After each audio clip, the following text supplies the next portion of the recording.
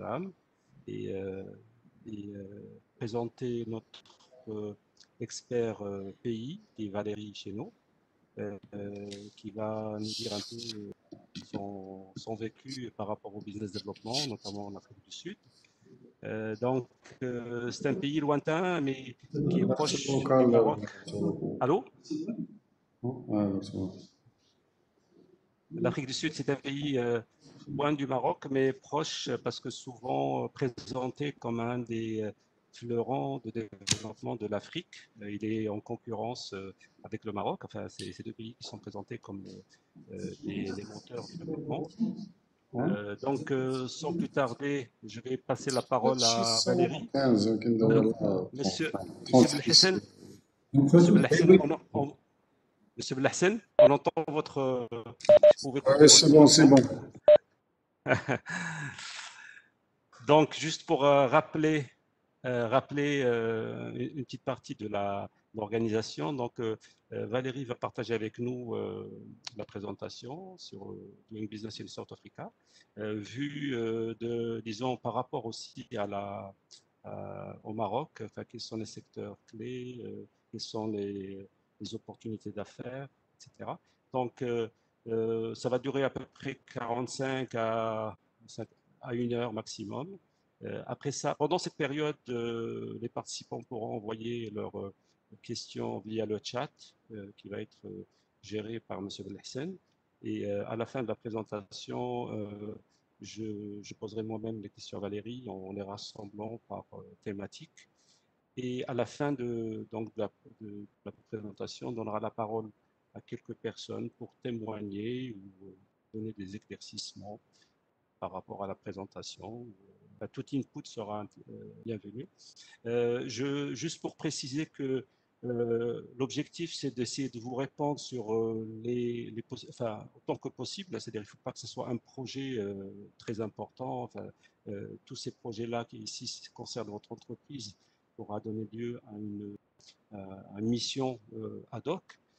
Mais si c'est des questions qui intéressent un peu l'auditoire, n'hésitez pas, pour que ce soit bref et sur un axe sur lequel on peut répondre. Donc, je vous remercie d'être précis par rapport à ça. Et sans plus tarder, je passe la parole à Valérie. À toi la parole,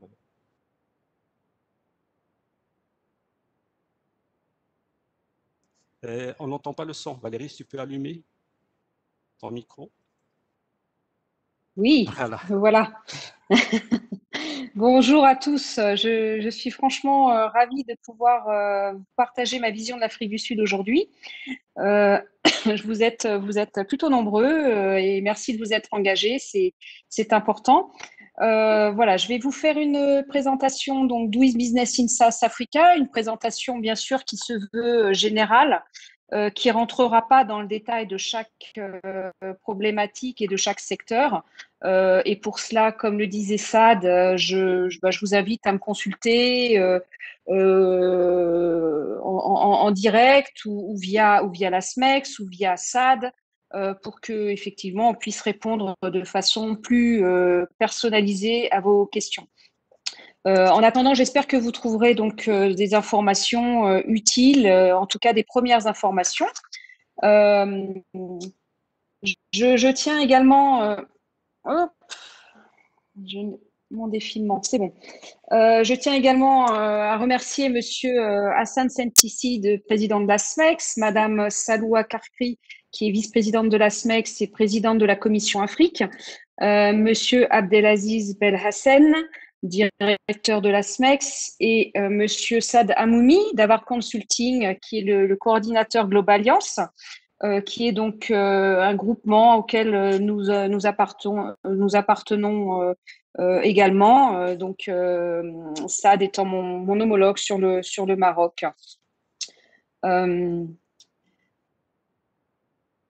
Alors, nous allons étudier les données pays, les échanges bilatéraux, mais également donc nous ferons donc un point Covid sur ce qui se passe un petit peu en Afrique du Sud. Également, nous nous évoquerons les opportunités donc, de secteurs.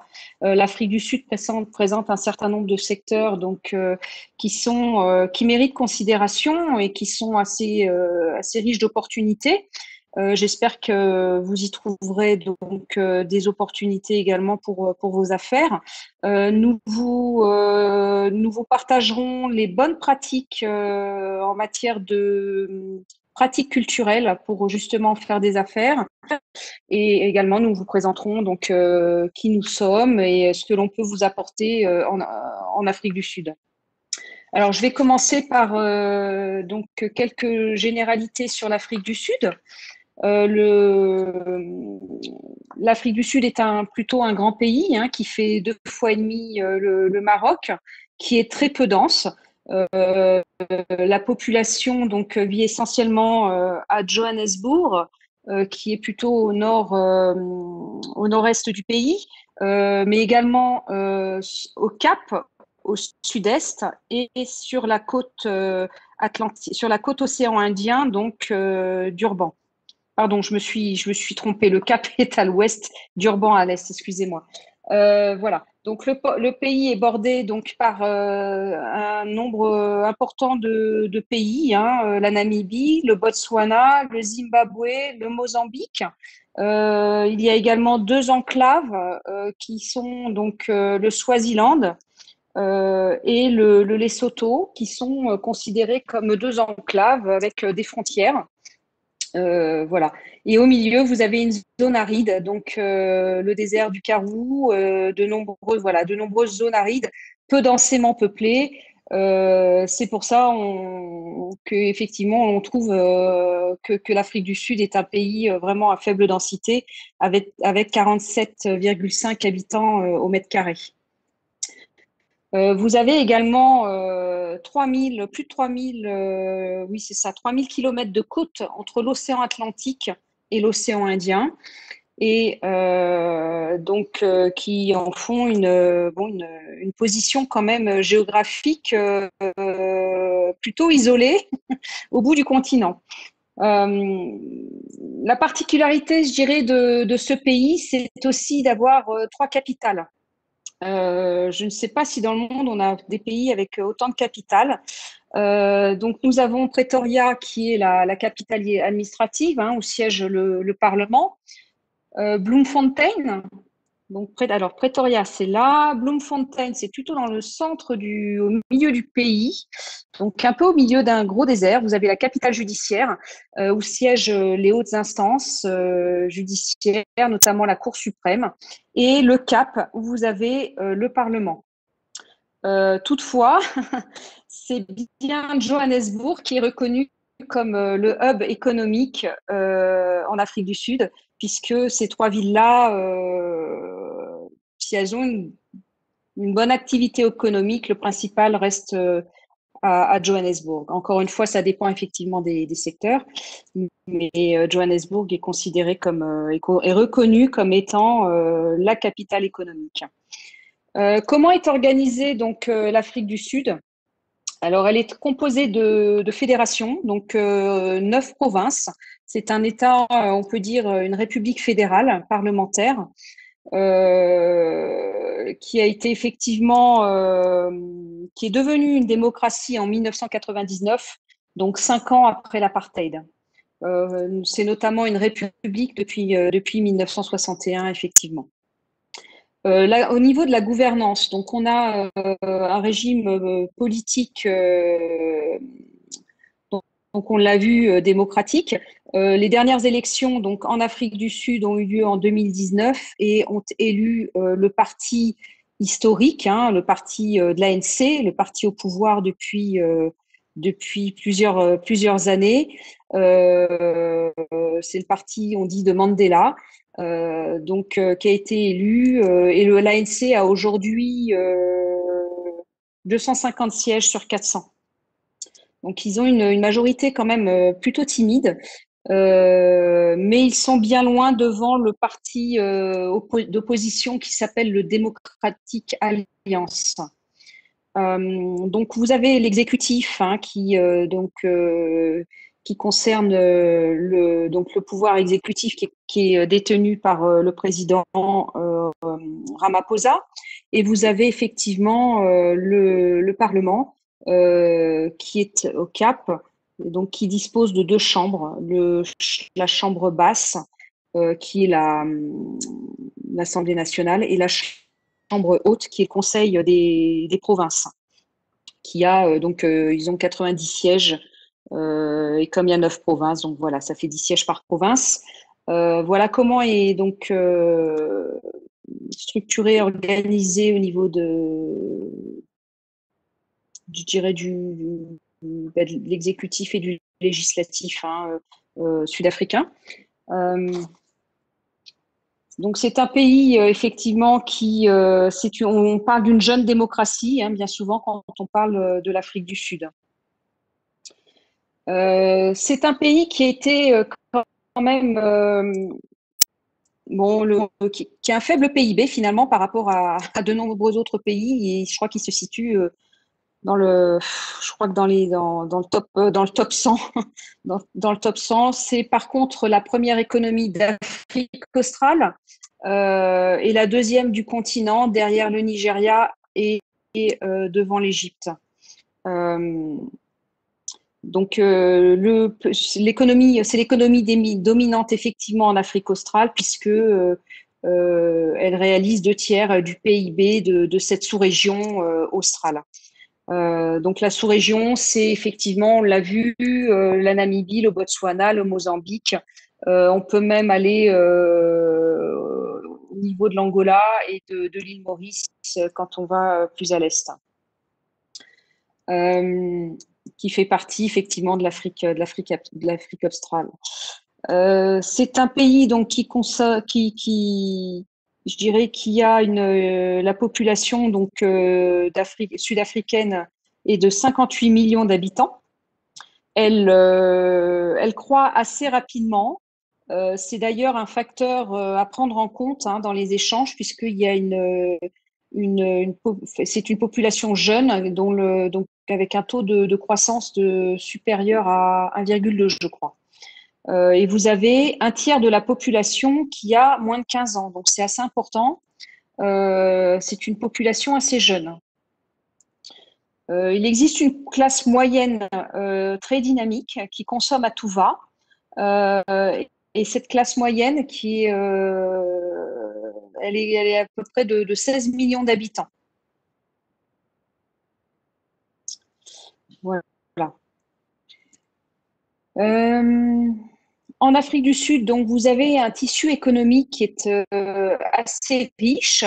Je dirais que les grands groupes européens, américains, asiatiques, des grands groupes étrangers, donc ont façonné beaucoup l'Afrique du Sud. En plus effectivement des enseignes très fortes qui sont implantées. Et le pays, je dirais, représente une variété de secteurs différents. Et là, je dirais que c'est un pays, je dirais, qui attire assez facilement des grands groupes. Donc, on a un tissu quand même qui est composé plutôt de PME, moyennes et grandes entreprises. Qui sont la plupart du temps donc investis en responsabilité sociale parce qu'effectivement depuis la fin de l'apartheid le gouvernement cherche à promouvoir des populations donc qui ont été désavantagées historiquement et elle cherche effectivement à les faire participer donc au niveau de les faire participer et les faire participer à la transformation économique du pays. Il y a pas mal de lois qui sont en leur faveur.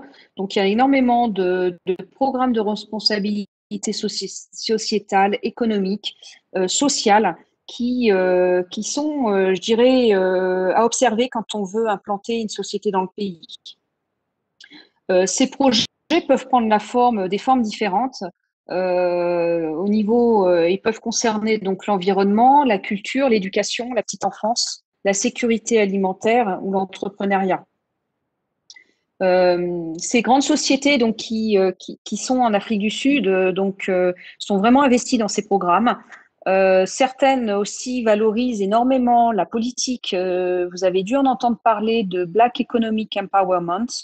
Donc, c'est une politique de discrimination positive dont l'objectif est effectivement de contribuer activement à la transformation du pays depuis 1994.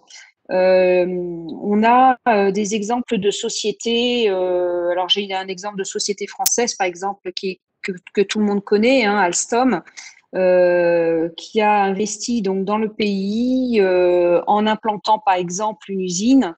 Ils ont à peu près coché toutes les cases. Ils ont notamment donc implanté une usine. Ils ont employé à 99% du personnel local. Également du personnel qui appartenait aux communautés défavorisées et qui étaient environnantes à l'entreprise. Ils ont ouvert des écoles de formation qui effectivement permettaient les embauches et ils sont en permanence dans la formation continue de leurs employés. Je dirais qu'à Paris, oui, c'est ce style de projet que le gouvernement sud-africain souhaite développer en Afrique du Sud lorsqu'il est question de grands groupes. Voilà. Donc, les grands secteurs sont les services financiers, le secteur des assurances, les secteurs miniers, les secteurs manufacturiers, le transport, l'entreposage, le secteur des communications, le commerce, la restauration, l'hôtellerie sont des secteurs qui sont très investis, et notamment par une présence étrangère donc, en Afrique du Sud. Voilà. Alors, on va passer donc. Est-ce que ça passe? Non, ça va trop vite. Oui, j'ai oublié de dire l'Afrique du Sud fait également partie du G20 et c'est donc le S des BRIC, qui rassemble le Brésil, la Russie, l'Inde, la Chine. Au niveau du commerce bilatéral entre le Maroc et l'Afrique du Sud, j'ai trouvé plus de 20 entreprises exportatrices, donc dans des secteurs assez différents, mais on le verra dans la structure des échanges. Ce sont surtout les produits de la mer et les cosmétiques que l'on retrouve dans la structure des échanges entre, euh, entre la France et l'Afrique du Sud. Donc normalement, je ne sais pas si ça va vous parler. Moi, je ne connais pas ces entreprises, mais voilà, j'ai trouvé des sociétés qui m'ont l'air assez connues. J'ai Dari Kouspat, Euler Hermès, TMC Afrique, Unimer, Sarmafish, King Pelagic, Beka Fish, Palmagro, Zineglobe, Parcomar, Dapi d'Argan, mais également au niveau donc, de l'industrie, Technom, Snop Tanger, Ciment du Maroc, Sodap Maroc, Bitulife, Agrin Marob, Inès Max. Donc voilà, il en existe certainement d'autres. Parfois, on les connaît pas toujours, elles ne sont pas forcément toujours répertoriées. La bonne nouvelle, c'est qu'entre 2018 et 2019, les échanges entre nos deux pays, donc dans le sens Maroc-Afrique du Sud, exportation du Maroc vers l'Afrique du Sud, donc ont cru de 23,5% en moyenne sur les 2 dernières années. Donc je dirais que ce n'est pas négligeable. On a pas mal de pays qui aimeraient avoir ce type d'échange. Et donc, lorsque l'on regarde la structure des échanges, je ne sais pas si vous voyez très bien ce document qui est un petit peu flou peut-être, il a été pas mal réduit. Je vais essayer de… Oh, mince. Ce sont donc, quand on regarde la structure des échanges 2018-2019, c'est surtout donc les familles de produits au sens douanier du terme, hein, la classe des animaux vivants et des produits donc animaliers, donc l'agroalimentaire grosso modo, l'agriculture, la pêche, euh, qui, euh, qui, qui représente 70% de nos échanges. Donc, toujours dans le sens Maroc, exportation du Maroc à destination de l'Afrique du Sud. Donc, aussi bien en 2018 qu'en 2019, on a des chiffres qui tournent autour de 70% sur cette classe de produits, alors qu'on descend tout de suite à 10% pour les articles, ce sont les articles textiles qui sont voilà. Et entre deux, ben, vous avez des produits électriques, enfin des équipements électriques, pardon. On tombe très vite dans des tout petits pourcentages, donc effectivement qu'on n'a pas étudié. En tout cas, le pourcentage donc de nos échanges donc a cru de 23% entre 2018 et 2019, passé de 923 millions 763 000 à 1 milliard 136 322 000 rand. Alors c'est vrai que c'est en rand. J'aurais dû peut-être vous mettre de la monnaie locale ou mettre des dollars. Effectivement, j'aurais pu. Effectivement, ça risque de ne pas vous parler.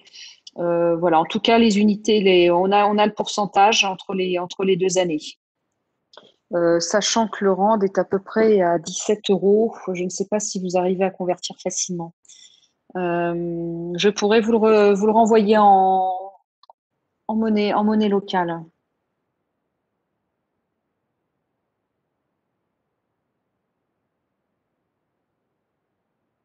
En ce qui concerne les investissements entre le Maroc et l'Afrique du Sud, effectivement, comme tu le disais, Sad, on n'est pas forcément, on n'en entend pas beaucoup parler, en tout cas pas assez, mais le Maroc et l'Afrique du Sud sont bel et bien les deux plus grands investisseurs africains en Afrique. Euh, et donc, on a a priori des sociétés qui sont soit rachetées, soit des prises de participation. C'est souvent des prises de participation, donc entre nos deux pays. L'Afrique du Sud est bel et bien le premier partenaire économique du Maroc en Afrique australe et d'énormes opportunités existent. Quand on regarde un petit peu ce qui se passe sur le secteur des assurances, le Sud-Africain Sanlam a fait l'acquisition en 2018 de Saham Finance. On a également Mara Holding qui a investi 100 millions de dollars, pardon. Je crois que c'est un centre commercial, Anfa Casablanca. On a également la filiale Conso System Consulting, qui est une filiale du groupe sud-africain EOH, qui est plutôt dans l'informatique, hein, dans tout ce qui est consulting informatique, qui a donc implanté une filiale en 2017. Et le Tana Investment Holding, qui a pris des prises de participation aussi dans Palmagri. Donc, plutôt des gros acteurs qui négocient et investissent aussi bien côté sud-africain que côté marocain. Donc, je considère que ce sont des exemples plutôt encourageants qui pourraient tout à fait peut-être être… on n'en parle pas beaucoup et je pense on pourrait largement diffuser ces exemples-là de façon à ce que les relations soient davantage mises au grand jour, hein. Voilà.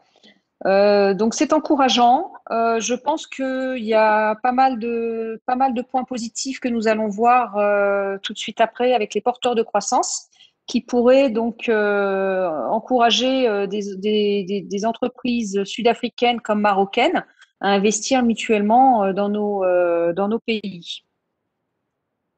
Alors, l'Afrique du Sud, on va passer aux porteurs de croissance. Donc, c'est un pays qui est plutôt très centré sur le secteur financier. On peut dire que c'est un pilier de l'économie sud-africaine. Hein. Il est le principal contributeur à la croissance, et notamment parce qu'il est très internationalisé. Il est directement lié également au secteur des mines, puisque le pays s'est développé à la fin du 19e siècle hein, autour de l'exploitation de ressources naturelles très abondantes, notamment en or, en platine, en fer, en diamant. On a en fait tous les minerais en Afrique du Sud, sauf la bauxite. Et c'est un secteur également très pourvoyeur d'emplois, puisqu'il emploie plus d'un millier de personnes et il exporte plus de 50, il constitue plus de 50% des exportations du pays. C'est par ailleurs donc on a de grosses mines de platine et c'est pas pour rien, effectivement, on le verra plus tard, que l'automobile est un secteur assez fort également en Afrique du Sud puisque elle utilise énormément de platine dans tout ce qui est pot catalytique pour l'automobile. L'énergie est également un secteur très important en Afrique du Sud. Pourquoi? Parce que l'Afrique du Sud, on l'a vu pendant les crises énergétiques de 2008, est un secteur très dépendant du charbon. En 2008, on a eu un blackout de plusieurs jours suite à des problèmes d'approvisionnement de charbon et des problèmes d'exploitation de charbon surtout. Donc, il y a une forte volonté gouvernementale de réduire la dépendance au charbon et de favoriser le mix énergétique. On a actuellement des fermes éoliennes et des fermes photovoltaïques. Le secteur de l'énergie représente environ 15% du PIB sud-africain. Donc, c'est en devenir. L'Afrique du Sud, c'est aussi, donc, qui dit vaste pays, il dit infrastructure, transport. On a à peu près 755 000 kilomètres de routes, dont 9 600 kilomètres de routes nationales et 2 400 kilomètres d'autoroutes payantes. C'est un pays, donc les routes sont de bonne qualité. Évidemment, bon, bah, les réseaux, les villes sont bien desservies, les grandes villes sont bien desservies. Également le ferroviaire, qui n'est pas négligeable, puisqu'on a 22 000 kilomètres de voies ferrées, qui fait de l'Afrique du Sud le 10e réseau ferré au monde. Voilà, donc pour vous donner quelques chiffres. Pas étonnant que des Alstom, Bombardier et Bouygues et autres consortiums étrangers s'intéressent à ce pays. On a entre autres développé une ligne de train à grande vitesse interurbain entre, par exemple, Pretoria et l'aéroport de Johannesburg en 15 minutes, alors qu'en voiture, vous mettez 3/4 d'heure, 1 heure. Selon les horaires. Donc, on a, et la photo que là, qui apparaît sur le slide, c'est ce train à grande vitesse qui s'arrête à très peu de gares, qui dessert d'autres gares, notamment Pretoria, l'aéroport, et quelques gares entre quelques villes, mais c'est vraiment un train à destination de l'aéroport. Et la gare arrive dans l'aéroport, c'est très rapide. Ça a été très très bien pensé. Et là, c'était donc un consortium avec Bombardier, les Canadiens, Bouygues, les Français, la RATP, qui est également la gestionnaire de la billetterie, et d'autres grandes sociétés que j'ai plus en tête. Voilà. L'automobile. Alors, je pense que je ne pense pas. Je sais que c'est important au Maroc. C'est également un secteur important en Afrique du Sud. Il est fabriqué environ 600 000 voitures chaque année en Afrique du Sud. On a à peu près une soixantaine de marques. Pour pas les nommer, BMW, Ford, Mercedes, Nissan, Toyota. Renault n'est pas présent. Ils sont par contre présents au Maroc. Et surtout, on a 16 des 20 équipementiers mondiaux qui sont ici, dont Valeo, Faurecia, Plastic Omnium, donc les équipementiers, tous les accessoires, les équipements donc, que l'on peut rajouter sur les voitures, les essuie-glaces, les pare-chocs, etc. On a quelques belles usines d'assemblage. À savoir que c'est une industrie qui emploie plus de 100 000 travailleurs et qui représente 14% de la valeur des exportations du pays. Il y a effectivement de la production et de l'exportation donc depuis l'Afrique du Sud. Je ne sais pas dernièrement si vous avez pu lire dans l'actualité, Ford vient d'installer une nouvelle usine pour le Ford Ranger. Notamment, c'est une voiture qui se vend très bien en Afrique du Sud, ainsi que tous les SUV, les pick-up, les 4x4. Donc, ce sont des voitures qui sont très prisées en Afrique du Sud, en dehors effectivement des BMW, des Mercedes, des voitures un peu luxueuses et sportives. Nous avons, on parlait d'énergie renouvelable et d'énergie propre. Nous avons deux véhicules que l'on voit assez facilement en Afrique du Sud, qui est la Nissan Leaf et la BMW i3, au niveau donc des voitures, des modèles électriques. C'est pareil, c'est en devenir. On a des problèmes énergétiques, mais on arrive quand même à trouver des bornes dans les centres commerciaux. BMW installe des bornes de rechargement gratuites.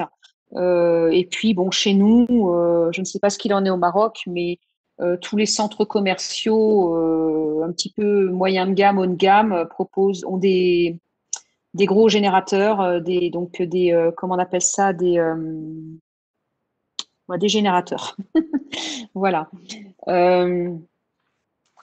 Je parlais également non, je l'ai pas sauté, effectivement. Le secteur des télécommunications est important en Afrique du Sud.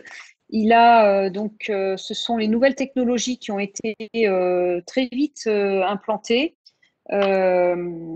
Et donc, on a un réseau 4G qui est très bien développé. On n'a pas la vitesse des pays européens, mais bon, ça fonctionne plutôt bien. Et on a la fibre à peu près partout dans toutes les grands hubs, les grandes capitales du pays, hein. Le e-commerce et le m-commerce, c'est vraiment un marché d'avenir, sans compter que vous avez une population qui possède qui possède toutes des smartphones, même le jardinier, même les populations plutôt simples ont un smartphone. Donc, ils se connectent via leur téléphone et ils téléchargent des applications et ça, effectivement, favorise de beaucoup le commerce en Afrique du Sud. Également, le pays, a priori, le premier pays en Afrique du Sud, alors on ne le voit pas forcément, mais à faire des essais sur la 5G commerciale.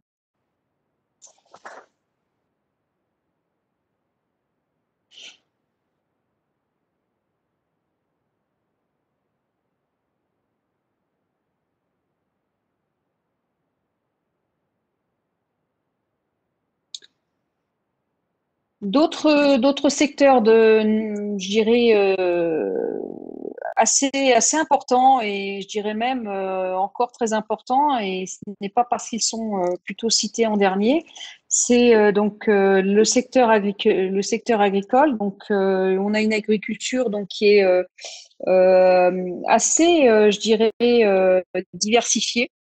On a à la fois de la production céréalière intensive et une agriculture mixte, avec beaucoup d'élevage.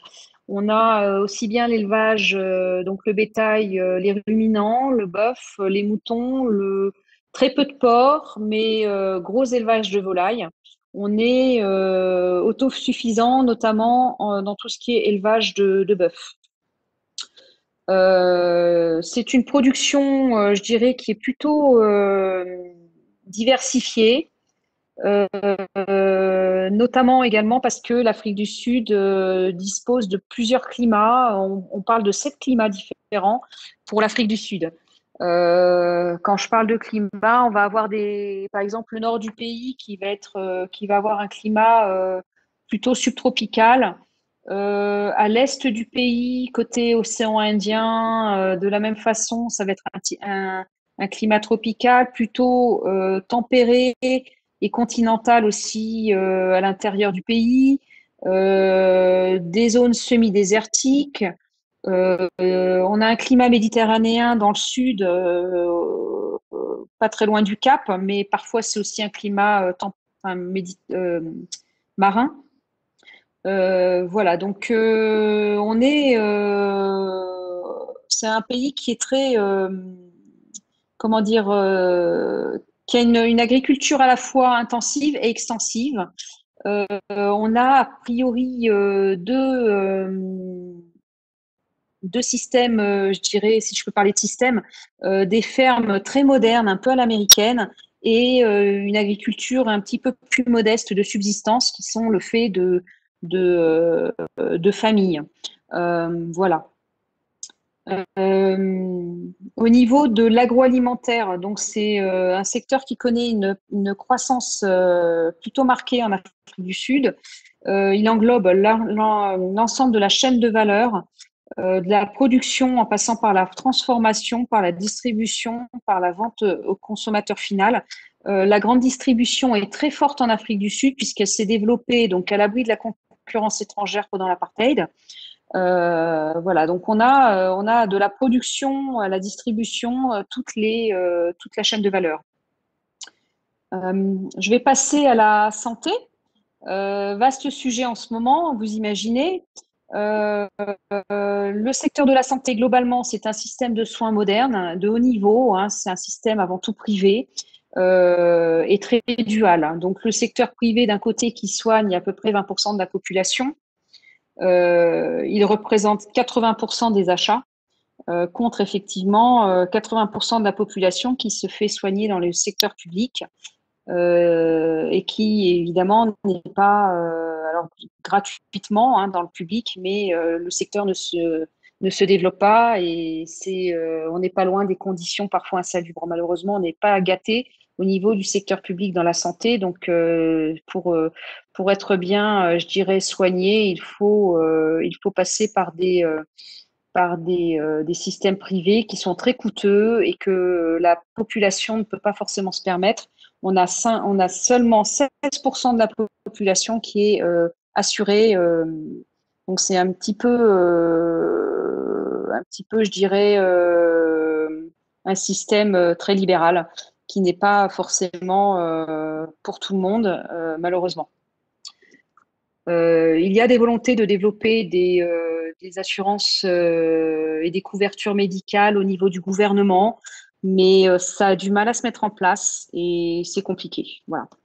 Donc un système très dual, c'est ce qu'il faut retenir en fait au niveau de l'Afrique du Sud.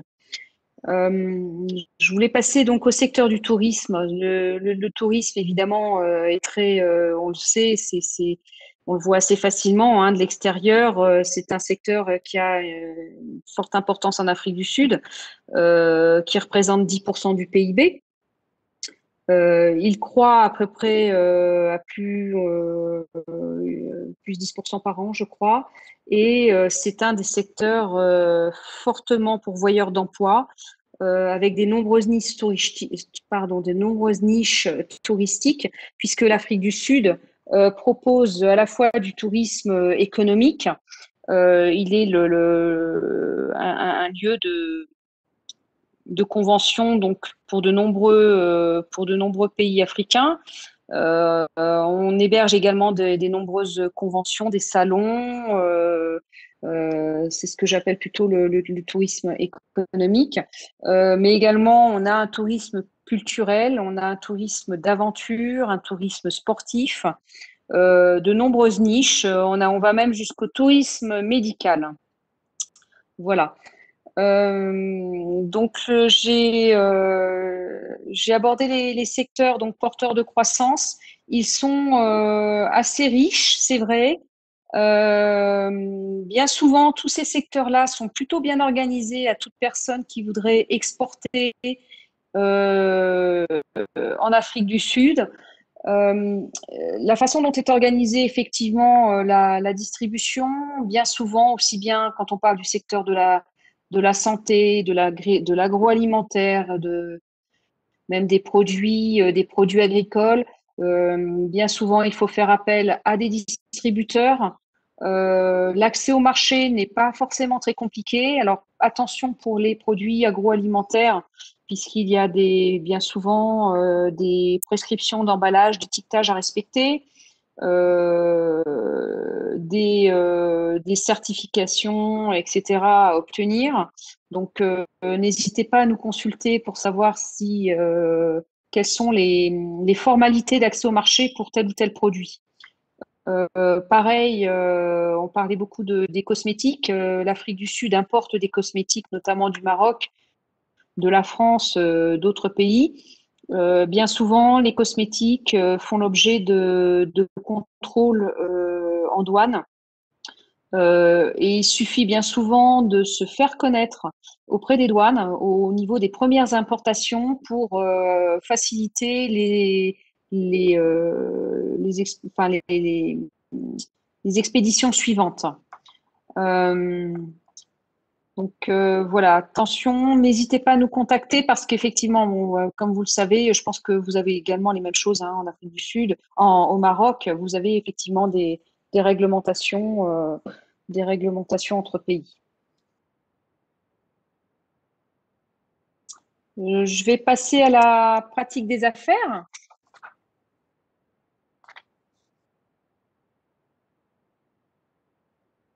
Alors, effectivement, pour pouvoir bien exporter, bien s'implanter en Afrique du Sud, là, je vais surtout parler plutôt des rendez-vous d'affaires. Il est important, bah, comme dans tout pays, hein, de bien comprendre les particularités culturelles. Euh, L'Afrique du Sud est plutôt je dirais, sur une pratique des affaires anglo-saxonnes. On a effectivement des Sud-Africains qui vous reçoivent de façon assez informelle, qui sont plutôt courtois, je dirais ponctuels aussi, c'est important parce qu'on a parfois une autre image de ce pays. Mais surtout, ils aiment bien manier l'humour. Et ils parlent assez facilement de leur vie de famille au milieu des rendez-vous d'affaires. Donc, c'est certainement parce qu'ils ont ce côté un petit peu détendu, informel. Ils aiment effectivement détendre l'atmosphère et c'est leur façon de travailler et de pratiquer les affaires. Euh, c'est assez. On peut aussi également, aborder pas mal de sujets. C'est assez. Je dirais que la famille, le pays, le tourisme sont des sujets qui reviennent très très naturellement. Euh, dans le processus de décision, quand même, je vais vous mettre la slide. Dans le processus de décision, effectivement, on trouve une hiérarchie quand même. Euh, il y a énormément de hiérarchie. Donc en fait, qui va effectivement du haut vers le bas. Mais on est dans des rapports moins formels qu'en Europe, une hiérarchie, on va dire, plutôt aplatie. Mais le bas de la hiérarchie, en fait, a besoin de beaucoup de directives et ne prend pas trop d'initiatives. Donc, c'est dans ce sens-là où il y a effectivement des rapports très hiérarchisés dans les relations de travail. Sinon, au niveau de la gestion du temps, on est sur une gestion du temps raisonnable, bien souvent liée aux grandes échéances de l'entreprise, avec deux périodes phares quand même dans l'année aussi, où les décisions sont un petit peu plus lentes. C'est la fin de l'année, puisqu'on est dans l'hémisphère sud, donc en saisonnalité inversée par rapport à l'Europe et aux pays de l'hémisphère nord, dont le Maroc. Les vacances, les grandes vacances se prennent en décembre, janvier. Et vous avez aussi une grande partie de la population qui est en congé au moment de Pâques. C'est souvent mars-avril. Et là, on est sur des entreprises qui sont pratiquement fermées pendant ces périodes-là. Sinon, c'est les seules, je dirais, les seules deux grandes périodes, je dirais, de congés des Sud-Africains. Les Sud-Africains n'ont pas de grandes semaines de congés puisqu'ils totalisent 15 jours travaillés par an, à minima, ce qui fait à peu près 3 semaines. Dans les contacts, quelque chose que j'aime bien effectivement, et moi je le vois effectivement lors de mes missions de prospection, quand vous cherchez à prendre rendez-vous, à réseauter, c'est toujours bon de se faire recommander par une personne qui connaît le problème, qui connaît le sujet, qui connaît la personne que vous appelez, etc. Tout de suite, ça met en confiance et c'est un gage effectivement je dirais, de succès. J'ai parlé des rapports interpersonnels plutôt conviviaux, agréables lors des rendez-vous. Sinon, effectivement, on arrive quand même là où on a du mal. Hein, oui, alors c'est effectivement dans le répondant. On peut avoir des difficultés à obtenir des réponses à des emails, à des coups de fil, mais par contre, on arrive à des fonctions élevées assez directement. On n'a personne qui fait barrage, ni quoi que ce soit. Vous arrivez très facilement à parler à un directeur de société, à un responsable, sans avoir forcément à passer par une secrétaire. Et vous pouvez même l'avoir sur son téléphone portable. Ils donnent assez facilement leur téléphone portable. Après, est-ce qu'ils répondent toujours sur leurs questions? Ça, c'est notre gros cheval de bataille. Et le fait effectivement de contacter, d'être dans les réseaux des personnes effectivement en clé, des décideurs, des acheteurs, on arrive, je dirais, assez facilement à leur parler. Mais c'est franchement pas toujours facile. Ils préfèrent, les Sud-Africains préfèrent lors des rendez-vous des rendez-vous en face à face plutôt que des meetings. Alors effectivement, maintenant, on est sur Zoom beaucoup, sur de la vidéoconférence. Ils utilisent énormément aussi WhatsApp. Ça s'est passé maintenant dans le domaine professionnel chez nous aussi. Et les réunions, je dirais, sont plutôt concises. On est sur des formats d'une heure à peu près, d'une heure et demie.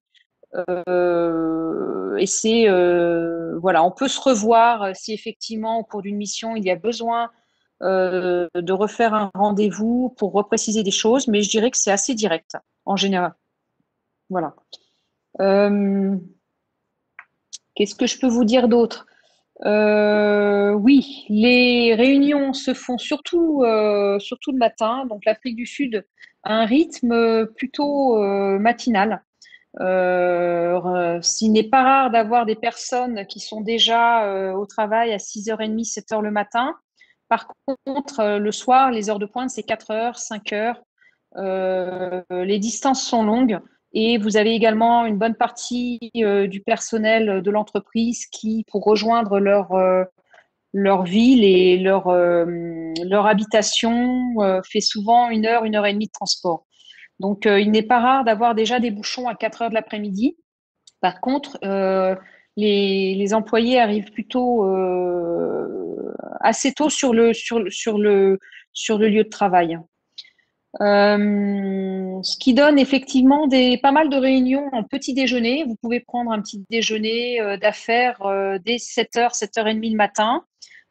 C'est ouvert. Je sais qu'il y a des pays qui ouvrent leurs magasins à 11 heures. Chez nous, c'est plutôt 7h, 7h30. Voilà. C'est très courant en fait, hein. Ils aiment bien les réunions conviviales en fait, hein. Passer la réunion, donc de retour au bureau, je sais que c'est pas forcément dans les mœurs européennes, mais les Sud-Africains s'y attendent, donc à des remerciements et à des suivis. C'est souvent à vous d'aller vers eux plutôt que d'aller vers vous. Même quand il y a un intérêt, c'est pas facile. Ce sont des gens qui n'ont pas été habitués à peut-être prendre les devants. Et ça, je le constate si Alors, je reçois beaucoup d'entreprises françaises. Si les entreprises ne les suivent pas, parce que c'est pas forcément une habitude qui est bien suivie en France, je peux vous dire que les Sud-Africains, ils oublient, hein. Ils vous oublient très facilement. Donc, ne pas hésiter à envoyer des emails de remerciement, de suivi, éventuellement les informer d'un salon, d'un événement, voilà, et peut-être même de les inviter dans vos usines, dans vos centres de distribution, dans vos bureaux, pour qu'ils se sentent vraiment concernés et appréciés. C'est assez important pour le Sud-Africain, on va dire. Les emails sont les réunions sont bien souvent confirmées à 2 fois. Et oui, pour cause très important, la langue est la langue anglaise, hein, c'est la langue des affaires. Il y a à peu près 11 langues officielles en Afrique du Sud et énormément de dialectes. Mais par contre, c'est l'anglais, la langue des affaires et éventuellement l'afrikaans, mais c'est très peu couru. Même à Pretoria, qui est vraiment un berceau afrikaans, la langue parlée est l'anglais. Et vous trouverez des emballages, des produits étiquetés en anglais et non pas en afrikaans. Ils aiment beaucoup les cartes de visite. Ils font également cas comment dire, des titres. Ils accordent beaucoup d'importance aux titres. Quand la tenue vestimentaire, elle doit être élégante, décontractée, pas trop formelle, on va vite sur l'overdressing quand on est et c'est à éviter, hein, en Afrique du Sud. Voilà, l'uniforme est souvent porté, pas forcément au niveau du management, hein, mais il est souvent porté, sauf le vendredi, puisque c'est ce qu'on appelle le casual day. Donc, on est vraiment dans des habitudes anglo-saxonnes, on va dire. Donc, voilà. Alors, j'ai terminé pour la pratique des affaires. Je souhaitais maintenant vous évoquer la situation donc, du Covid en Afrique du Sud, qui effectivement s'est bien améliorée. Il y a à peu près un an, l'Afrique du Sud admettait ses premiers patients à l'hôpital le 1er mars. Et aujourd'hui, et le confinement a eu lieu donc entre le mois de mars et le mois de juin. On a eu un confinement à étage, donc à 5 niveaux, partie du niveau 5 qui était le plus strict, vers aujourd'hui le niveau 3 assoupli, où les restaurants sont ouverts, les lieux de conférence, les hôtels, les salons de coiffure, l'esthétique, tous les lieux de divertissement sont ouverts. Ils ont par contre maintenu en niveau 3 le couvre-feu entre 11 heures le soir et 5 heures le matin. Et on a à nouveau depuis quelques mois les déplacements interrégions autorisés Depuis le 2 octobre, les frontières ont réouvert. Alors effectivement, on a eu en janvier une deuxième vague. Et par contre, aujourd'hui, on est à fin février. Je dirais que depuis le 15 février, on a nettement diminué en nombre de cas par jour. Au mois de février, ce petit diagramme que je mettais là était à 700, à 1200, je crois, à peu près, cas. Aujourd'hui, alors je l'ai pas remise, mais au 22 février, on est à 792 cas. Donc, la tendance continue à la baisse. On est ravis parce que les vaccins aussi sont arrivés il y a quelques jours. Une partie de la population est en train de se faire vacciner. Donc, on a beaucoup d'espoir d'arriver à une guérison quasi totale de la population. Sachant qu'on a depuis ce week-end des hôpitaux qui ont relevé 0 patient. Des hôpitaux qui étaient complètement débordés au moment au plus haut de la pandémie, qui ont été aussi débordés en décembre lors de la deuxième vague et notamment l'hôpital du Cap, puisque les gens sont partis en vacances et ils ont été infectés. Et là, aujourd'hui, voilà, on est à 792 cas par jour et je dirais que c'est plutôt encourageant. Sachant on a eu beaucoup de cas, on a eu à peu près 1 500 000 cas, mais que 3% de ces cas sont décédés. On a réussi, je dirais, à soigner une forte partie de la population. Euh, le, Avant, je dirais sur la fin de l'année 2020, donc avant d'avoir ce variant qui s'est finalement plutôt exporté, voilà, on avait des infections sans trop de symptômes finalement. Mais des précautions ont été prises en fait très vite et je pense que ça a été aussi bien géré. Voilà, c'était pas franchement parti pour l'être, puisqu'on était un petit peu montré du doigt comme étant, je dirais, un petit peu la cocotte minute, et on avait un peu peur que les cas explosent d'ailleurs dans toute l'Afrique, chose qui n'est pas forcément arrivée. Tant mieux. Donc aujourd'hui, on est vraiment dans une tendance à la baisse des nouveaux cas, et alors que on rentre tout juste de congés, de grandes vacances. Donc c'est plutôt très positif. Il faut savoir que effectivement le pays était lorsqu'on a eu les premiers cas en 2020, on était dans un contexte, l'Afrique du Sud était dans un contexte très, très compliqué parce que le pays venait de souffrir aussi de l'ère de Zuma. Euh, euh, le président Cyril Ramaphosa, nouvellement nommé, avec beaucoup de challenges et beaucoup je dirais, de grosses crises à travailler, donc notamment la corruption. Il y avait une division du parti, une réorganisation de l'État, les deux grandes sociétés d'État, l'Excom, le fournisseur d'énergie, d'électricité, la société South African Airways, qui était également en liquidation. On a abordé la crise Covid dans un très très mauvais contexte économique, mais quelque part, et on a tiré une épingle du jeu, je dirais. Hein, comment dire, voilà.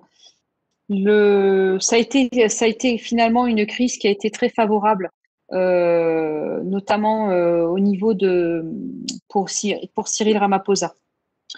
Euh, je voulais également dire que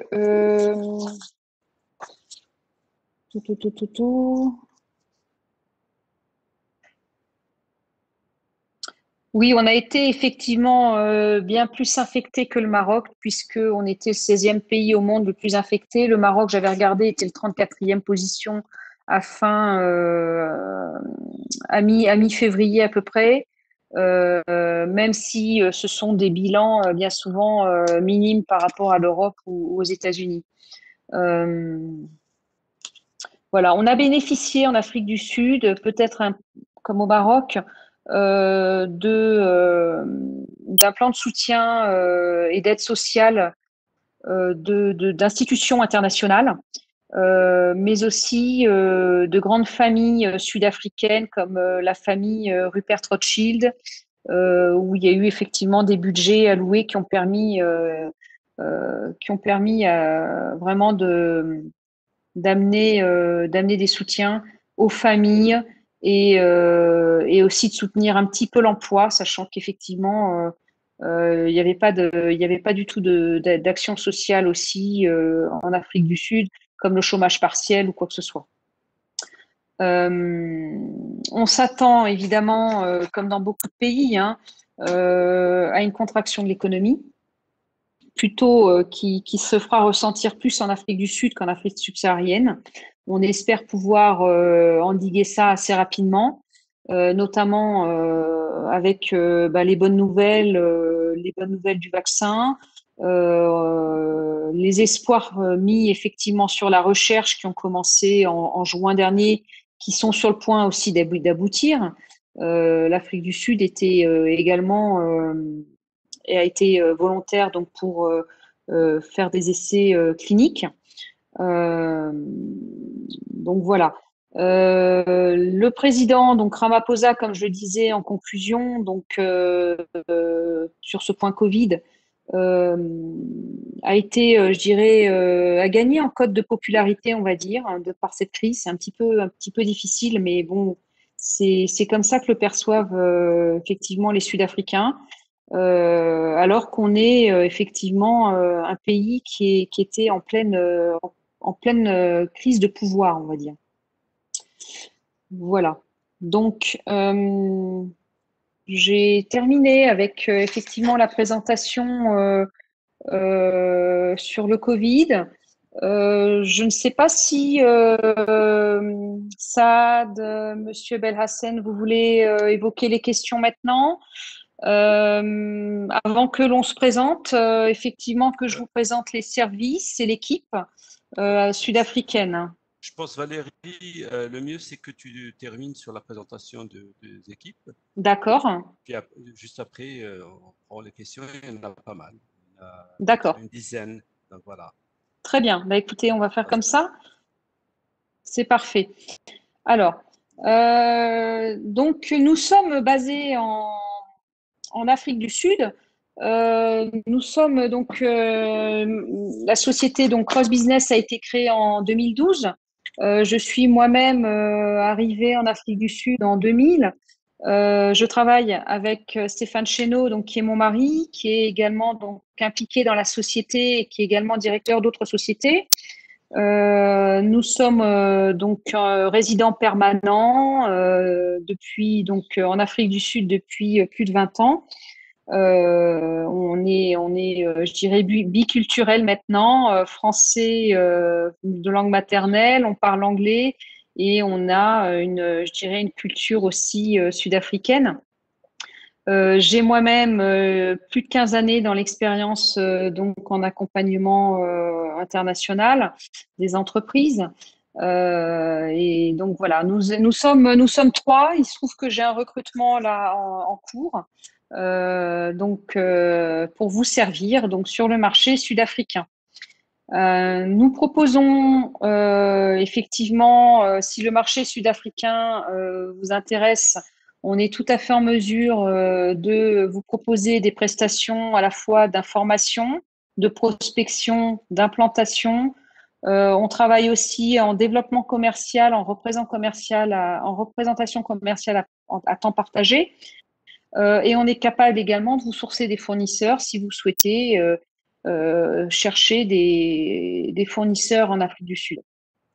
On a effectivement l'avantage de la langue qui permet parfois de faciliter le relationnel. Et on peut également vous accompagner effectivement lors de vos rendez-vous bien sûr en physique, en présentiel ou en distanciel.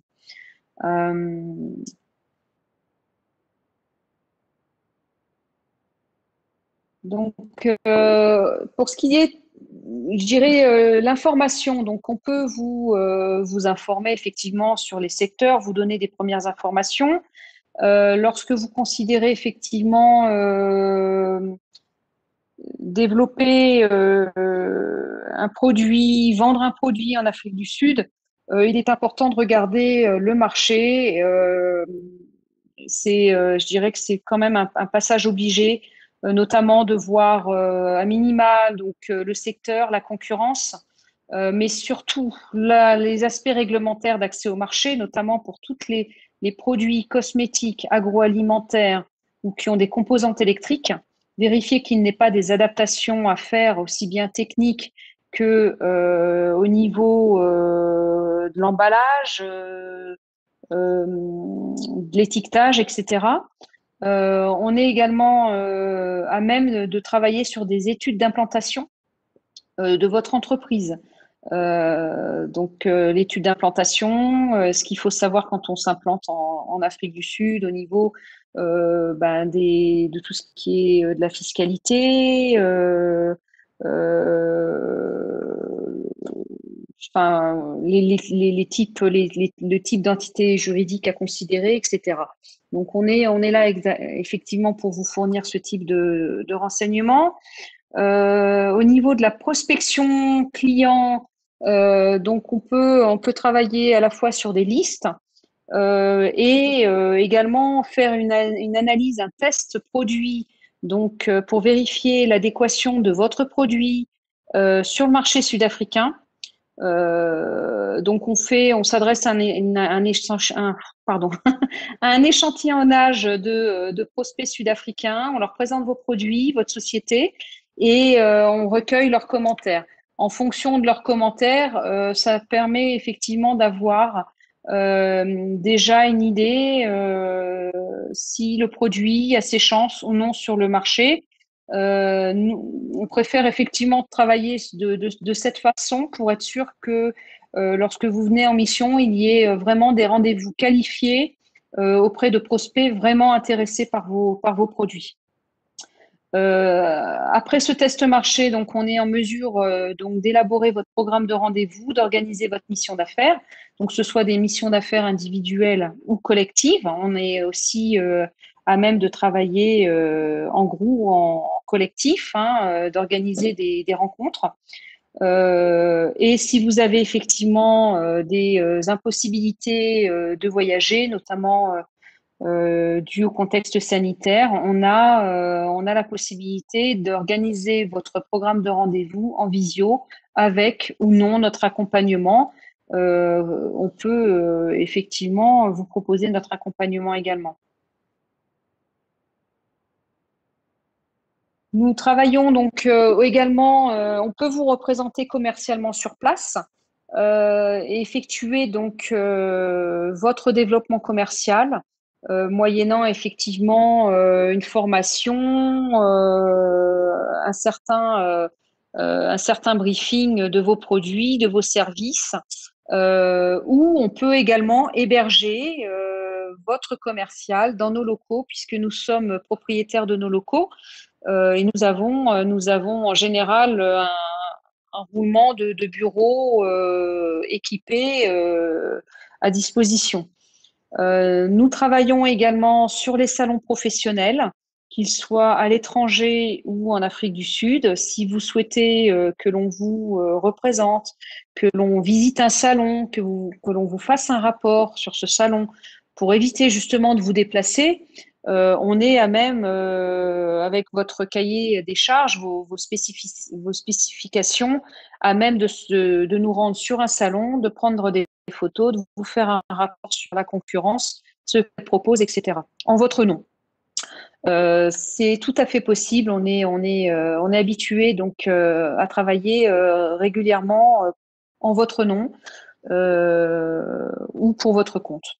Nous travaillons donc aussi dans le recrutement de partenaires. Donc, on a parlé souvent des importateurs-distributeurs, hein, qui sont le plus souvent les partenaires recherchés par les entreprises exportatrices qui cherchent à placer leurs produits. Mais on est également sollicité par des enseignes de master franchise ou des franchises sud-africaines qui veulent que l'on leur cherche des investisseurs ou des franchisés. Voilà. Donc on est aussi également sur ce volet commercial et on peut tout à fait prolonger votre action sans que vous ayez, je dirais, à vous déplacer ou à recruter une personne de façon, de façon, comment dire, propre. Voilà.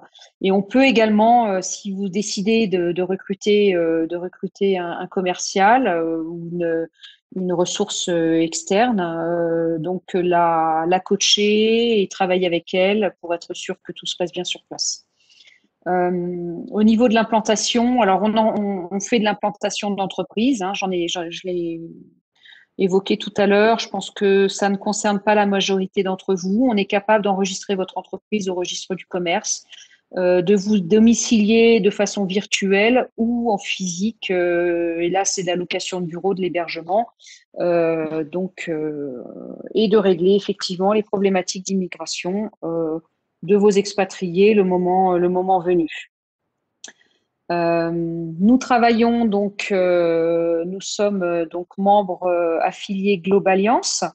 Nous travaillons également, nous sommes le sous-traitant de la Chambre de commerce franco-sud-africaine en Afrique du Sud. Toute la demande entrante nous arrive et nous travaillons pour eux. Nous sommes le relais Afrique du Sud de la région française Bretagne. Donc, dont SAD, je crois, est également le relais marocain. Et nous travaillons également pour un salon breton qui s'appelle le SPACE, qui est le salon des productions animales, un genre de salon de l'agriculture qui se tient à Rennes au mois de septembre et dont nous faisons la promotion auprès des Sud-Africains afin de effectivement faire venir les Sud-Africains sur les salons.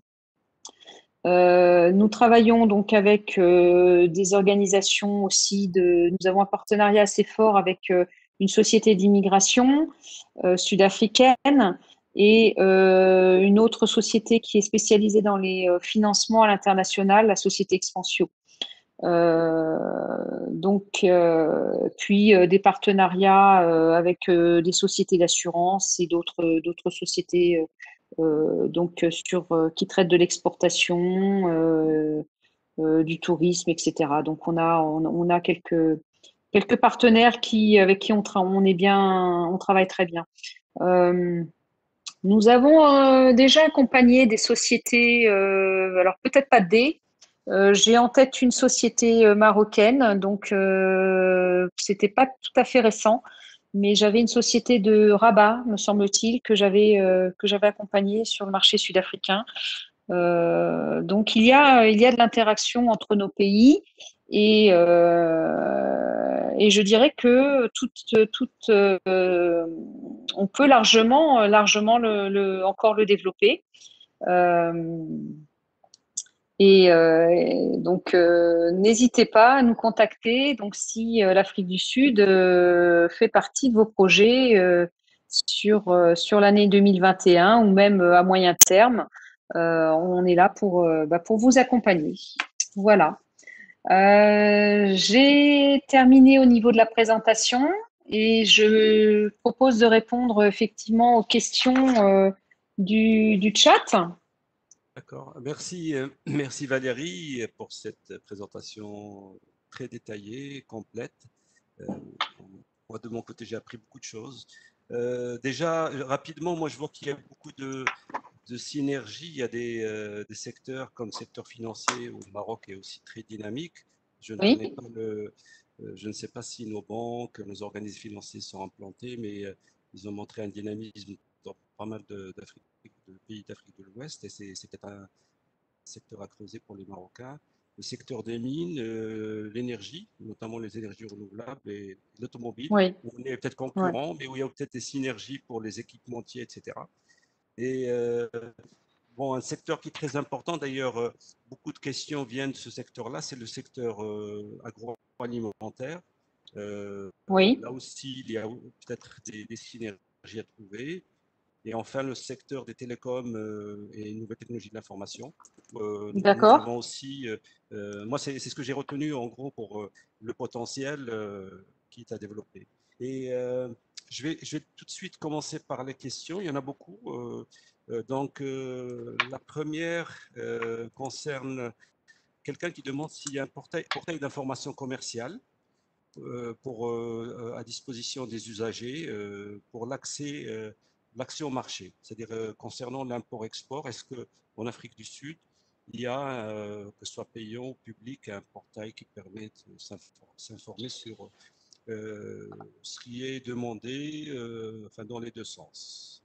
Je te pose Oui. peut-être les questions, je t'en pose peut-être trois et après je te donne le temps de répondre à peu Oui, près. On fait comme ou ça? une par une. Une Je par pourrais une, déjà d'accord? répondre à celle-ci, ça ne me Ok, dérange pas. d'accord, Donc, ok. il existe effectivement un portail du commerce international, de l'exportation en Afrique du Sud. On est le seul, je dirais, qui tient la route, mais quand même à vérifier parce qu'on a quand même des problèmes de statistiques en Afrique du Sud. Donc, c'est le site du DTI. Le site du Department of Trade and Industry est très bien fait. Effectivement, il y a des premières informations d'accès au marché. Après, vous pouvez faire Google, hein, mais je dirais que le DTI est vraiment n'est certainement pas assez complet, mais le peu d'informations qui s'y trouvent sont déjà des bonnes informations. Très bien. La deuxième personne parlait de l'évolution de l'importation des produits agroalimentaires. Est-ce Oui, que, est-ce que tu as une idée de l'évolution d'importation? Parce qu'on a vu que sur ton schéma de balance commerciale entre les deux, il y avait une part importante d'importation. Est-ce que tu as une idée de l'évolution? Peut-être, est-ce que alors c'est en train de filer? oui, on voit ici hein, on était à 61, 69% effectivement du total sur cette première ligne Mhm. hein, et on est à 68,5. Donc on tourne autour des 69-70% sur cette ligne-là. Ce sont les exportations du Maroc vers l'Afrique du Sud. Je n'ai pas travaillé dans l'autre sens parce que je n'avais pas les informations. Je peux les trouver, mais je les ai pas trouvés de façon simultanée en fait. Ça Je concernait pense, l'export, hein, surtout. Je pense que la personne posait la question par rapport aux exports du oui, Maroc je vers pense l'Afrique du que c'est Sud. plus pertinent pour Oui, oui, vous. oui. Effectivement, et dans ces produits, j'imagine qu'il y a beaucoup de produits de la mer du Maroc, Mhm. sardines Thon, en conserve de particulier, thon, peut-être voilà le thon, les sardines. On a une forte consommation et il y a beaucoup de pêcheries aussi. Ce ne sont pas des marques qui se voient en grande distribution parce que je pense qu'elles sont. On a beaucoup de conditionnement à marque privée en Afrique du Sud. marque blanche, ouais. Donc voilà, c'est ça. Donc ça va être les marques de retailers en fait, et on ne va pas voir que le produit vient forcément du Maroc. Par D'accord. contre, ça se voit dans les échanges. Ok, merci Valérie. Alors, la personne suivante posait la question par rapport aux contraintes. Est-ce qu'il y a des contraintes à l'export, enfin Maroc vers l'Afrique du Sud, enfin, des barrières à l'entrée, tarifaires, non tarifaires, certification, homologation, etc. Est-ce que... Alors, il en existe notamment pour les produits agroalimentaires, hein, comme je le disais. Mhm, C'est très important pour l'agroalimentaire. Il faut faire attention, notamment lorsqu'on touche aux poissons, aux viandes transformées, même aux conserves. Tous les produits agroalimentaires, les fruits, les viandes sont l'objet les fruits et légumes font l'objet de certifications phytosanitaires à l'importation. Bien souvent, le certificat doit être envoyé en Afrique du Sud avant même que les produits aient quitté le Maroc, mhm, ou en tout cas le pays de départ, on va dire. Euh, et puis, vous avez également pour tout ce qui est produits transformés agroalimentaires qui sont mis à disposition du public, des consommateurs, là, des prescriptions d'emballage, d'étiquetage. Donc là, on est sur vraiment les barrières non tarifaires. Euh, En général, les droits de douane ne sont pas très, très élevés. Alors, j'avoue que je suis plutôt habituée aux échanges Europe-Afrique du Sud et on a un traité. Je n'ai pas trouvé de traité entre le Maroc et l'Afrique du Sud. Donc, à voir quel taux s'applique. En général, lorsqu'il n'y a pas d'accord, ce sont des taux généraux qui s'appliquent. Donc, si vous avez accès à une base de taux de droits de douane, vous avez souvent trois colonnes ou quatre colonnes. Le taux général, le taux Europe, EU, hein, donc les pays de l'Union européenne. Et puis après, les autres accords, il y a bon, bah, la SADC, qui est une zone entre pays d'Afrique australe et puis les zones de libre-échange, effectivement, du nord de l'Europe, l'EFTA, etc. Alors, Donc, je pense que les droits de douane qui s'appliquent avec le Maroc sont les droits de douane, la colonne générale, la première d'accord. colonne, finalement. Merci Valérie. Alors, la personne suivante posait la question par rapport au transport de marchandises. Est-ce que, selon toi, enfin, est-ce que tu as une idée, est-ce que ça se fait par avion ou par bateau? Par bateau, Par bateau, bien- d'accord. par, par bateau, ça fonctionne très bien. On a 7 ports commerciaux en Afrique du Sud. Donc, depuis le Maroc, je suppose que ça peut arriver au Cap, à Durban, mais aussi à Port Elizabeth, à Richards Bay. Alors, chacun ont leur spécialité. Si c'est de l'agroalimentaire, ça va être plutôt Durban-le Cap. Si c'est de l'automobile, ça va être plutôt Richards Bay, Port Elizabeth, Durban également. Tout dépend des produits, hein. Les ports ont leur spécialité, mais je dirais que les ports les plus dynamiques sont Durban et Cape Town. Très bien. Donc, le Cap, qui est la ville qui est tout au sud-ouest. Merci Valérie. Alors, la personne suivante posait la question sur les grossistes et distributeurs de produits agroalimentaires en Afrique du Sud. Est-ce que tu as une idée du nombre de ces distributeurs? Alors, l'Afrique du Sud, on l'a vu, c'est un grand pays. Par contre, c'est un pays très peu dense.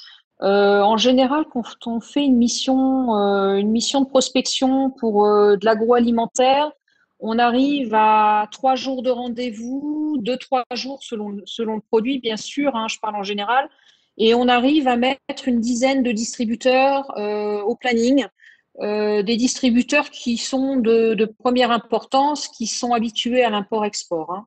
On parle bien d'importateurs-distributeurs et non pas de grossistes. Les grossistes sont plutôt n'importe pas et c'est bien souvent font appel à un intermédiaire supplémentaire. Très Donc, bien. il faut cibler des importateurs-distributeurs, notamment sur l'agroalimentaire, les cosmétiques. Alors, la question suivante, c'est un producteur de conserve de poisson.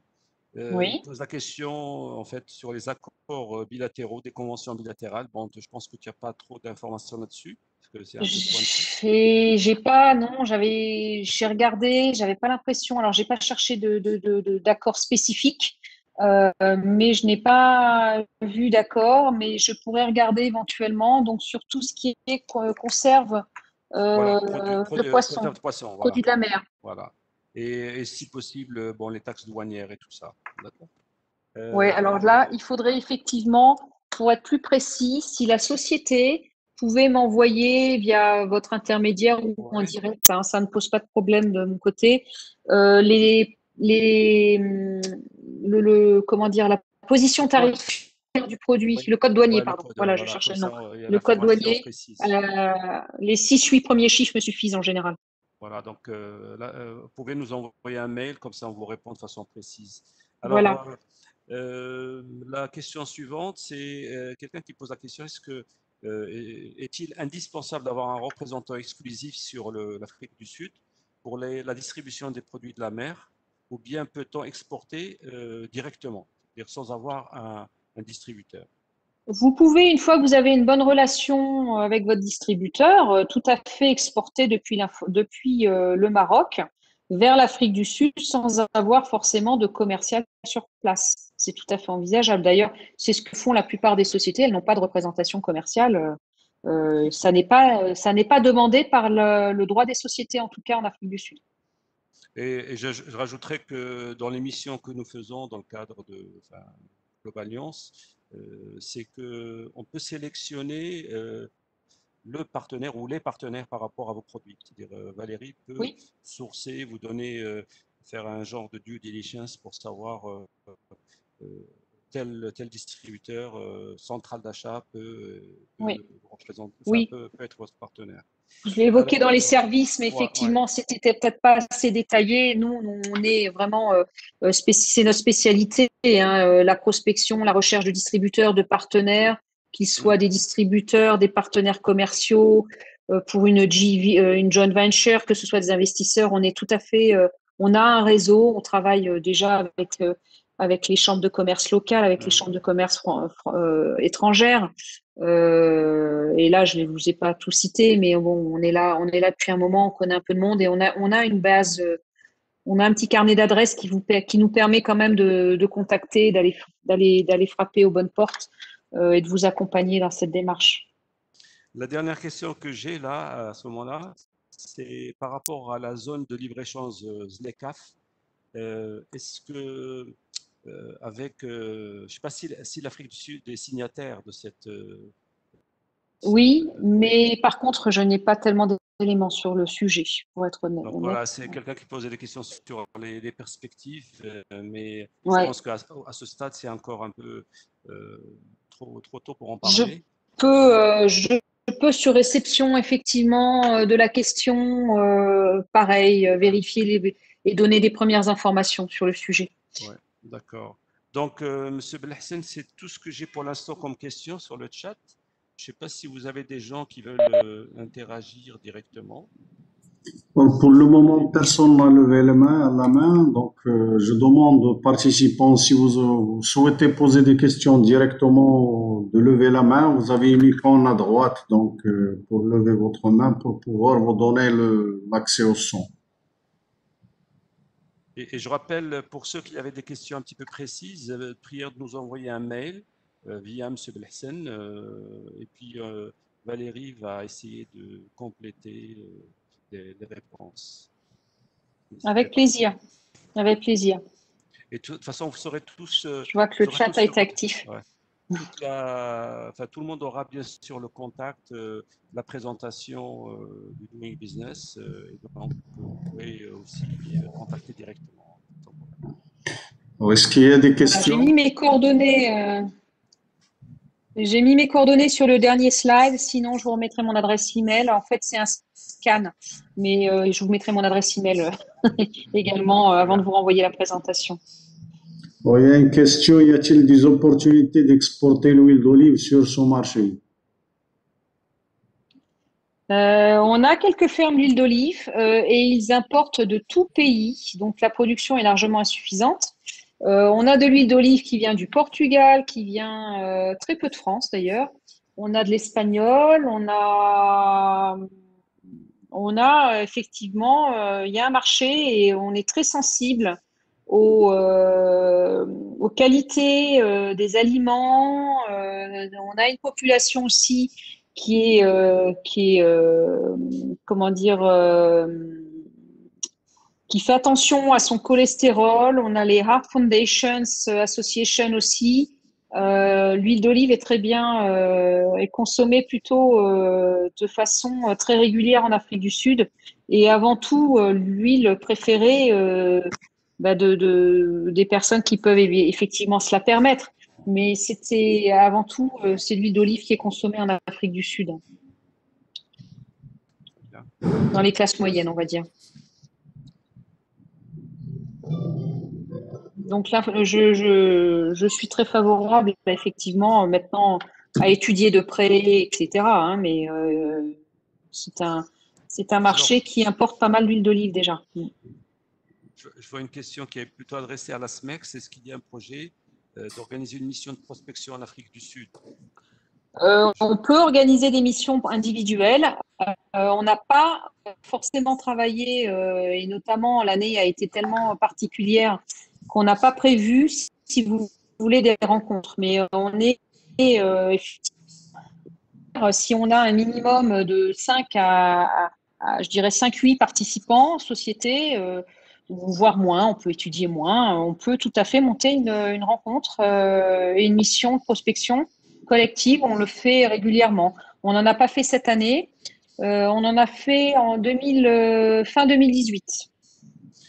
Juste en complément par rapport à cette question, même sur d'autres marchés, je sais qu'on a des partenaires Global Alliance, notamment Expandis sur UK, enfin sur la Grande-Bretagne, et qui Oui. collaborent avec certaines associations sectorielles pour organiser des missions, même en ce temps de Covid, avec des B2B, avec des données sectorielles qualifiées. Donc, je pense que sur l'Afrique du Sud, c'est tout à fait faisable et bien sûr, Ouais. c'est possible avec la SMEX. Ça peut être précisé sur une mission sectorielle comme ça peut être plus général, hein, n'est-ce pas Valérie? Tout à fait. Voilà. On peut travailler sur du multisectoriel, c'est ce qu'on avait fait en 2018. On avait aussi bien des sociétés qui étaient dans l'agro, dans l'agri et dans les télécommunications. On a souvent un on a un tronc commun en fait où on a une demi-journée de présentation. Souvent, on a après des rendez-vous individuels qui sont proposés aux entreprises sur à peu près une journée et demie de journée. Et on a également des visites de sites pertinentes pour effectivement.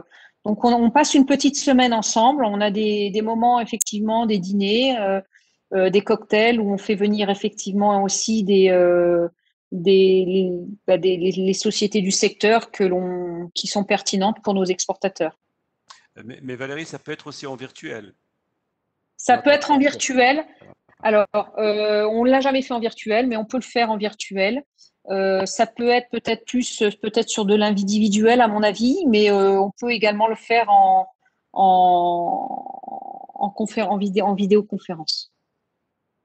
En fait, si je vois l'exemple d'Expandis sur UK, ils ont fait des missions pour le textile, si je me rappelle bien, pour une association textile marocaine, l'AMIT. Oui, oui. Et il y avait des conférences où tout le monde participait, enfin, c'est un peu du doing business.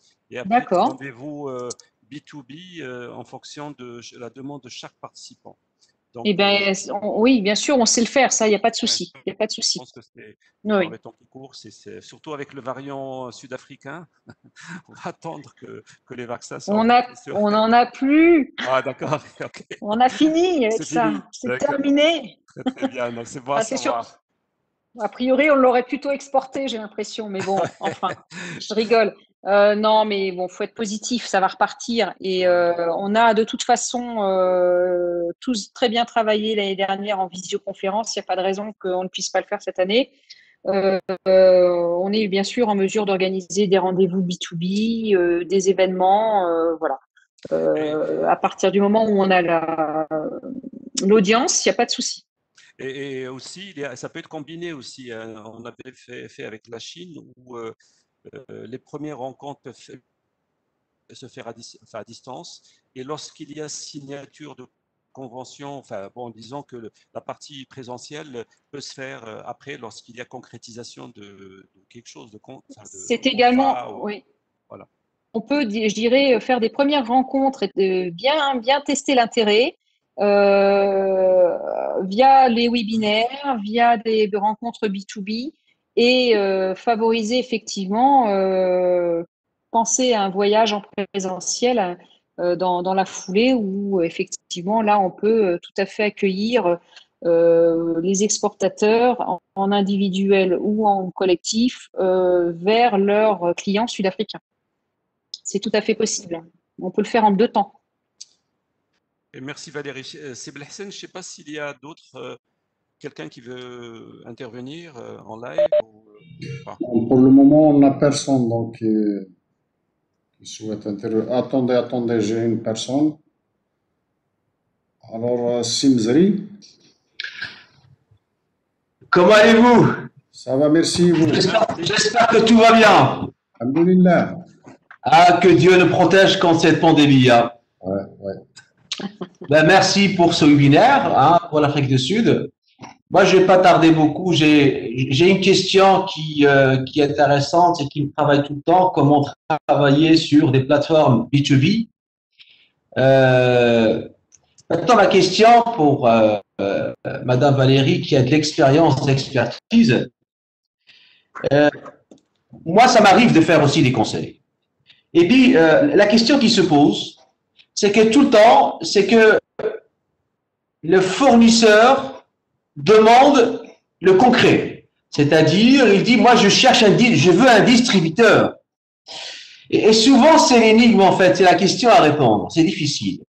Quand vous proposez à un fournisseur, tenez, on va faire une étude, un B2B, dans un futur, voilà, trouver un potentiel, tout ça, c'est pas facile. Aujourd'hui, c'est un monde de vitesse.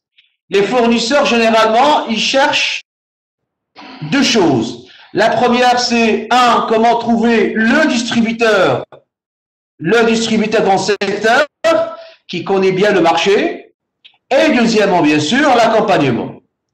D'accord? Donc l'accompagnement, il vient en deuxième lieu, pas en premier. Donc, moi, j'en ai plusieurs cas que j'ai dirigés, c'est pas facile. Vous, dans votre position, Madame Valérie, je vous pose la question.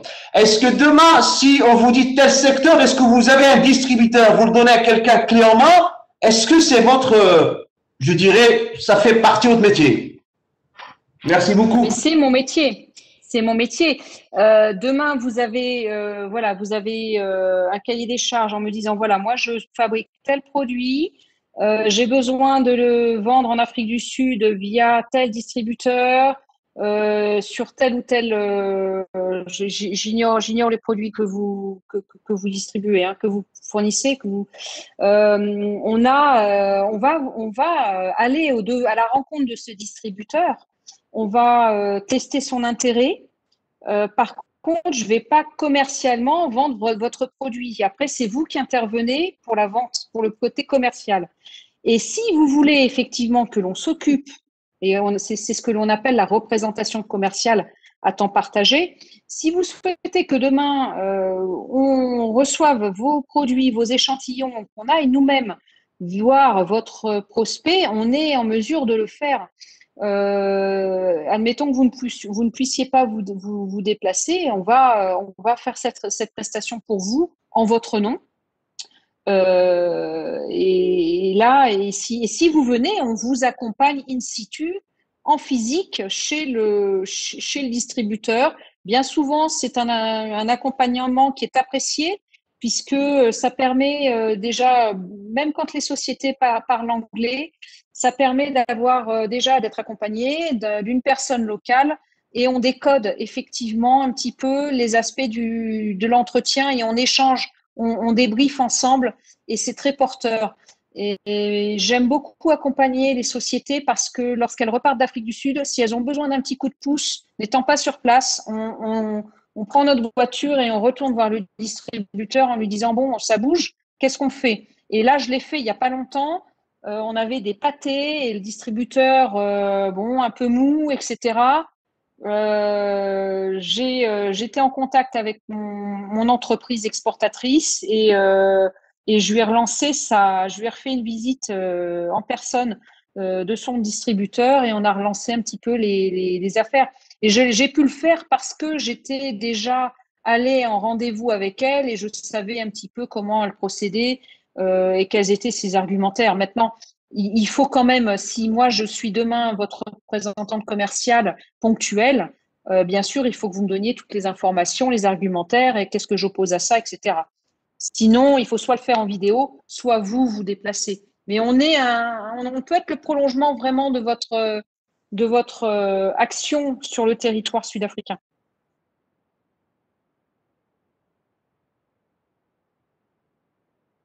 Merci Valérie. Vous avez. Oui, je pense Est-ce que que c'est c'est clair? D'accord. Monsieur Mézri, c'est bon. Monsieur Belhassan, est-ce qu'il y a d'autres intervenants, ou est-ce qu'on conclut, parce qu'on a déjà dépassé le temps prévu? Monsieur Belhassan? Oui, je vous entends. Oui. Alors, je pense qu'on est arrivé au terme de notre webinaire. Donc, je tiens à remercier tous les participants. Je remercie Valérie pour sa patience, pour la clarté de l'exposé qu'elle nous a fait. Je remercie aussi Cheikh Moumi, donc, qui nous accompagne dans cette série de webinaires que nous avons programmés sur un certain nombre de pays tout au long de cette année. Et à très bientôt. Donc, Merci beaucoup. Je vous laisse le mot de clôture pour clôturer le webinaire. À mon tour, je voudrais remercier Valérie pour cet excellent exposé, les participants qui étaient très pertinents avec leurs questions et leur intérêt. On sera toujours à leur disposition, Valérie et moi-même et la SMEX, pour continuer à discuter, travailler sur des projets concrets. On est à votre disposition. On est d'abord un réseau de cabinets conseils et comme vous avez vu à travers tous les webinaires qu'on a organisés, tous les membres Globaliance sont des experts pays. Ils ont tous plus de 15 ans d'expérience et donc ils apportent cette connaissance pays et ils vous permettent de minimiser les risques parce que donc, quand on fait du business dans un pays nouveau, il y a toujours bien sûr une réglementation, des façons, enfin disons culture business, mais il y a aussi des risques de tomber sur un mauvais partenaire. Donc ça, ce sont tout ça qu'on vous apporte en tant qu'expert pays. Donc je remercie la SMEX et je peut-être donne la parole à Valérie. Et on vous donne rendez-vous pour le prochain webinaire avec la SMEX pour le Ghana le 10 mars. Donc merci Valérie, je te passe le mot de la fin. Merci à tout le monde, merci à la SMEX, merci à tous les participants pour cette interaction. J'étais ravie de pouvoir effectivement vous diffuser ces quelques informations. Cela dit, ça reste très général. N'hésitez pas à me contacter via la SMEX, via Sadamomi. On vous donnera effectivement des premiers éléments et on vous aiguillera et je dirais que c'est le début d'une prise de décision ou ça peut être voilà juste un questionnement d'intérêt. On n'est pas très loin finalement à vol d'oiseau. Et puis je suis persuadée qu'il y a beaucoup de choses à faire, voilà, et c'est je dirais en échangeant de façon personnalisée qu'on peut vraiment se rendre compte, je dirais, du potentiel sur un produit donné, je dirais plus que effectivement au niveau général. Donc n'hésitez pas franchement à nous contacter.